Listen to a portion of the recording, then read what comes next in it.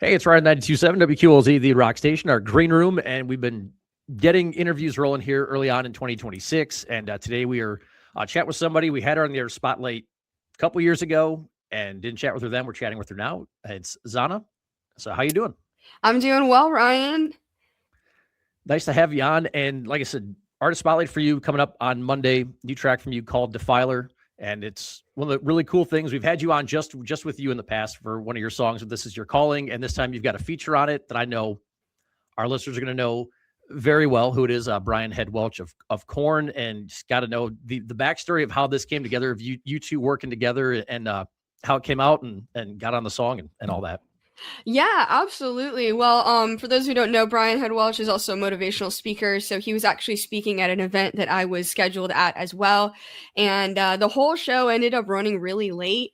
So our time slot actually was pushed to like his speaking slot. Okay. And so he was actually there in the crowd. And I knew that he was, we had done maybe like some close things, but never really met. I think maybe he knew of me, maybe because we had been in some similar circles. But that night he was there. And after we performed that set, he actually was backstage and he waved at me to come talk to him. And I was like really like psyched out. I was like, why is he like, why, And so I went up to him and he was like, I just want to tell you your set was really, really good. And I really enjoyed it. And that night, one of me and Brian's mutual friends, their band was also there. And he's not going to like me telling this story, but I mean, Brian won't, because he basically got our mutual friend to ask me, what my PayPal was without anonymously. And Okay. he just gave me a donation and I wasn't supposed to know who it was, but it was him on the receipt. I don't know how anyway, after that, it's still like, we didn't really sign or anything. I don't know if he had started the label yet, but he was thinking about it, I think. So that was in 2021. And then I independently released an album in 2023, and I guess he heard it. And our mutual friend was talking to him about it. And he was like, they ended up calling my husband because I was out. And my husband he drums for me and he also has a project. So they wanted to pick us up both. And that wasn't until like 2024. And so it took a long time. It took some events to cross with Brian, but yeah, the infrastructure wasn't there yet. And then finally in 2024, he was like, hey, let's have a conversation. And so I'm super honored about that. I was like, wow, you put music out there and you never know who's listening. So yeah, that's kind of the story there. So I love the fact that, you're looking at him, he waves you over, and did you do one of these things like, are you pointing at me? Like, are you sure? No, I knew he was talking to me. There was nobody else around. Okay. He was making eye contact with me. And I was just so nervous because I believe, that was like the first time I ever spoke to him. And you're just confused because there's so many bands that day. And you're just like, maybe he's just being nice, or, he's being courteous, and that's really sweet. But I think he got a hold of the new album I put out until 2023. And I think I did one more event locally that he was speaking at, but it was like acoustic. And he just made time to come over and talk to us at our merch table. And I ended up giving him like a beanie or something. And and then later it was just like through these connections, these mutual connections, and him kind of seeing my work, it was definitely something that made him comfortable to work with me. So it was awesome. That's awesome. It's nice too when people are like, don't meet your heroes and whatnot, but when you actually meet somebody, and there's a lot of good people. I mean, there's a lot of good people in this industry and making the connections and stuff. That's great. So what's it like actually working with him, like in a studio, writing with him, kind of that session like? Yeah, I mean, Brian's a big deal. So like just to be associated with him like this is a massive endorsement that I'm so like insanely humbled to get that stamp of recognition. But this song Defiler, I was writing with my co-writer Corey Bruneman, and we were just trying to think of all the ways that we could have avenues to just like get this music out there. And we were just like, yo, what if we just write a really cool song that maybe Brian would be interested in coming on? And so we wrote out the whole song and we left the second verse empty for him, and just to see like if he even liked it. And he actually really did like the song.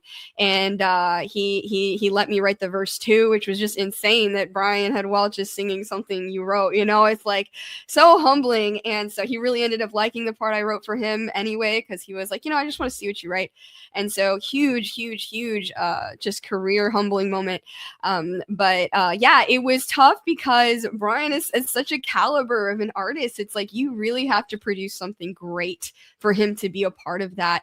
And so I think it was just like, we haven't even released half the visuals for this song yet. And those are definitely the most impressive and difficult to achieve because we had to make it look so good because Brian Head Welch was in it. And so, yeah, there were some challenges. I have never felt so much good pressure in my life, and it was totally worth it. But yeah, overall, the label experience is just honestly, in my 15 years of being in music, like the best experience I've ever had. Working with a label or anybody that is professional. They really just kind of like give me a lot of freedom. They're like, all right, show us what you got. And me being an artist, these days, if you're a music artist, you're kind of also a visual artist as well. And so they just let me make these visuals. They let me kind of create this narrative around my album, and they've just pretty much liked almost everything I've done. So I'm pretty spoiled there. I get a lot of attention, I get a lot of freedom, and I get a lot of support. They're just always on their phone. They're ready to answer me if I need any help. So it's fantastic. It's incredible. And you mentioned a little bit ago, your husband's in the band, he drums for you. And what's been cool about, we've done like I've had like 3 or 4 interviews so far this year, and I've got more coming up next week. The band that I had on earlier this week is Aranda. It's the 2 brothers that are in the band together, interviewed another band to start the year. His wife is part of the project now with him. I'm interviewing a band next week. It's a son that drums. His dad plays guitar. So it's kind of cool. We're having all these family ties into all the interviews we've done so far. So what's it like for you and your husband to be in the same band and kind of that built-in support system? Because not everybody always endorses you doing a career in the arts and music, and it's not an easy life to go ahead and try to achieve. So what's it like having the built-in support system with the 2 of you? Man, I'm just so grateful. I mean, when I was dating, there was a point where I just realized that I needed somebody in the same, like calling, I guess, because I had dated other men that just weren't, I would have to leave on tour and go, and it's really hard for some people. They're just not cut out for that. So definitely there was a point I just stopped dating just like anybody and that I was attracted. I was just like, no, I need somebody that understands this line of work because I'm gone for a long time sometimes. And so I met my husband. Actually, he was drumming for a different band at that time. We found out that our home cities were only about 3 hours away from each other. So after that tour, we definitely dated, and then we ended up getting engaged about a year later, and then married after that. And then he ended up coming off that project and actually doing, well, obviously he was still drumming for me, but he ended up doing his own solo album that Crossover Records, Brian's label, also signed, called Nesdom. And so my husband just multi-talented. He plays acoustic guitar very well. He sings, and he's a fantastic drummer. Like drumming is his first instrument. So I would say that it has its own challenges to be married sometimes and work as well. Yeah. Because that you have to put on a different face for work. And there are like intense moments of stress that, yeah, you're going to fight on tour sometimes. You're going to have a lot of things that you have to figure out together. But honestly, I'll be honest, like if you're in a band, you're just married to those people anyway. Like I was saying, having a husband in the band is far more beneficial than not having your husband in your band. I'm so in love with him. I'm so grateful for his support. He understands what it's like. He's been in bands. So we're just able to have that commonality, and we have the same goals. So I wouldn't trade it for the world. I'm so grateful God brought him to my life.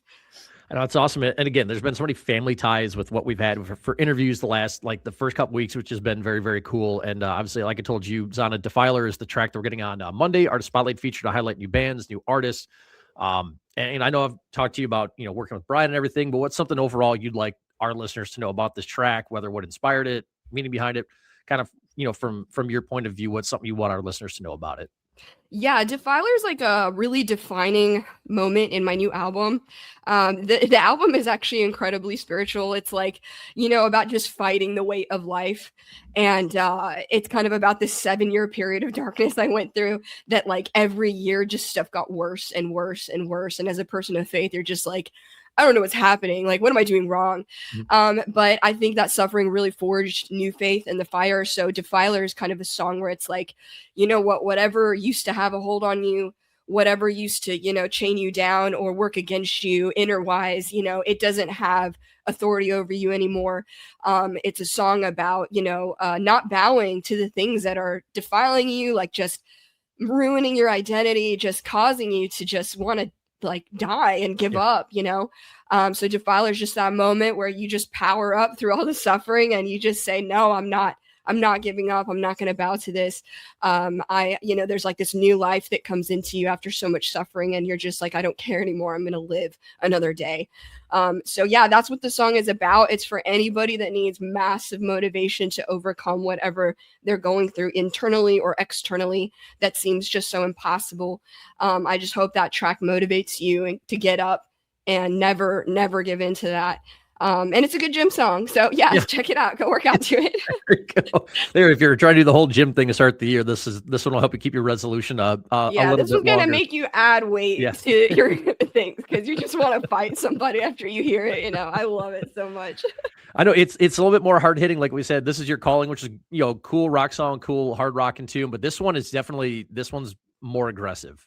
It definitely is. It's just like, take control of your life again. Like, don't let this stuff kick your butt anymore. Just like, it doesn't matter how bad it gets. You just got to like pick up that sword and keep fighting, and so, I just hope that like, it just makes people like confident in themselves. And you're kind of just forged through the fire after a point where like nothing can hurt you anymore. So, I hope it just encourages people. Definitely. Awesome. And I know you mentioned there's an album coming out. Kind of what does 2026 look like? I don't think you've shared the release date for it just yet. So I don't want to grill you too much on it, but what are you able to share about the new record and kind of some of the, maybe if there's any touring plans here for 2026 you're able to talk about? Yeah. So actually, I'm kind of waiting on touring for now. I don't have an album out yet, so I didn't want to keep touring off my, almost 3-year-old album now. And so I'm just kind of a new person in like the secular game. I used to, really hang out in the Christian niche, but I guess, I'm kind of a baby in this realm. So I'm going to kind of get my album out, get my feet wet and see what happens. And my manager is ready to take calls after this. So the new album is incredible. It's some of my best work. I think that it really, really gets inside of you and it makes you feel things really deeply. The album is about my life, about those 7 years of just insanity that I went through. So I hope that if anyone is on that life package right now, that I think they'll really get something out of this album. So but I don't know if I can reveal the name, but I can tell you it's coming out early between like the transition of spring and summer. So just watch out for it around then. The press release will tell you guys everything. So there we go. Awesome. I know you mentioned this album's a lot about 7 years, 7 years of stuff you've gone through. You've obviously released music before this. Why is this kind of the right time now for you to kind of maybe look at that chapter of your life and be like, I put out some music, but now's the time to really dive into this stuff and get it out there? Yeah. So my last album talked about like I was still kind of going through that 7-year period of my last album. I wrote that album in 2020. My life kind of really took a turn in 2019 because I had a kidney transplant and it was just really life altering. And then the pandemic happened and a lot of things were just so chaotic for so long, especially being in the music industry, and with my health and just family things. And I was a newlywed and just life was so insane for a while there. And it felt like there was nothing I could build off of. And so it just took like years of grind, just a lot of different jobs, a lot of suffering, just a lot of physical exhaustion and hospital visits and medication and bills and just like, it just brutal. And so that when I wrote my last album, I was barely getting into that season of the 7 years. I was like, okay, I got through my transplant. It's going to be okay. But the real hellish years were like actually like after that for quite some time. And this album is more about like the post stuff that happened. And I didn't, want to write an album about that when I was about to face a transplant, like for life or death, because I wanted to be more positive about what was happening. But the reality is there's a really treacherous side of overcoming all that. Like, yes, we overcome, but like there's a lot of grief sometimes in the process. And so this new album is about just like a lot of that grief that, you know, the dark things that people don't know that you go through. And I'm like getting all crying about it right now, but it's so heavy, you know. Yeah. I'm so proud of it. I hope it reaches people. But yeah, I can't wait to see what people think about it or say about it. It's definitely heavier, like instrumentally. I definitely scream the most I've ever screamed on an album on this album. Yet there are many songs that are very melodic and just singy-songy all the way through. So yeah, I think it's an aggressive, really good blend. Do you feel a lot of relief now? Like I know the album's not here yet, and you've gone through this time period, but like, is there some relief? And I know you're excited. Is there some relief to be like, oh my gosh, all this stuff I've gone through, the album's not out yet to people, but you've recorded it and you've gotten these thoughts all out there. Is there some relief for you, kind of Honestly, as well, as long as the excitement? I'm about to go through the press cycle, and I'm scared Okay. to death because like I can't even give myself to write my album thank yous because I'm just so messed up from this album still. Like, it's just when you talk about your life, you know, to people that like don't know you, but like maybe can relate to you, it's just terrifying, you know? So I think I'm actually coming to the hardest part of this album because yes, there's relief that I'm like, okay, everybody's going to see this music, you know, that I've been working on, but also they didn't know the price of writing this music, and, you know, it's your life, you know? So, there's stuff I'm still healing from, obviously, you know, and talking about it is tough. You know, I try to separate myself, but there's just, there's so many feelings about it, you know, and I was almost gonna call the album that, The Way It Feels, you know, and I decided against that. I had so many names I had, you know, and so it took a long time to really embody all the songs and like to describe that season of my life. And I think we landed on an incredible album title. I think it really, really defines the whole chapter. And kind of like the album vibe is like Dante's Inferno, like every single song you're going through like some other hell, you know, and you're trying to see the light and you're trying to understand like this isn't where you want to exist anymore. But it took so much strength, you know, inner strength, inner faith to believe that you could even come out of that. And so, yeah, I'm dreading it. I'm dreading talking about it a little bit because oh my God, I don't want people to think I'm like crazy, but yeah, it's just super personal. So. No, I think you'll find a lot of people are going to relate because it's funny. Like over the last couple of years, the more interviews I've done here and when I've been in Springfield, it's like there's so many bands you talk to and they're like, this is the most vulnerable thing I've done and this. And they're like, I'm afraid to get it out there. And they're like, I can't believe the amount of people who are just relating to it. So I think you'll be good. I think you're going to find a lot of people that are be like, you know what? The fact that she's this open, she's this honest about it. Be like, you'll probably help them now be more open and honest about it too, I would imagine. Yes. And so I know it's there's a reason it has to come out. I know that it's just like, oh my gosh, I have to talk about it. And then I'll, you know, I have a cough attack and have to leave, you know. Like, it's just so embarrassing. It's all good. It's all good. Like I said, we're excited to get you on. Zahna, my last question for you. It's always a question I ask anybody the first time they kind of come on.